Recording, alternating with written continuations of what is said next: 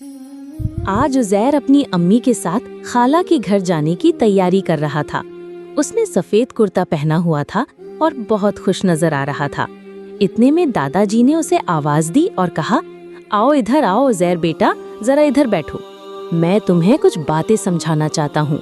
देखो बेटा, जब भी किसी के घर जाओ, कुछ बातें हमेशा याद रखना। सबसे पहली बात, जब दरवाजा खुले फौरन अस्सलाम वालेकुम कहना।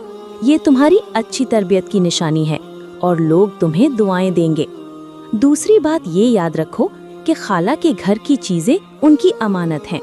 बगैर पूछे किसी चीज को हाथ मत लगाना, न खिलौने मांगना, न चीजें उठाना। पहले इजाजत लेना, फिर कुछ लेना। तीसरी बात, शोर शराबा मत करना, आहिस्ता बात करना। और अगर टीवी या मोबाइल देखो तो उसकी आवाज भी हल्की रखना। हर घर का अपना सुकून होता है और हमें उसका एहतराम करना चाहिए। चौथी बात, शुक्रिया और माफी कहना सीखो। अगर खाला कुछ दें तो फौरन कहो शुक्रिया, और अगर कोई गलती हो जाए तो फौरन माफ कीजिएगा कहना। इसी में तुम्हारी इज्जत है। और पांचवी बात यह है कि जब तुम्हारी अम्मी कहें कि अब चलते हैं तो फौरन कहना, जी अम्मी चलते हैं। जिद मत करना, क्योंकि वक्त पर वापस आना भी अच्छी बात है।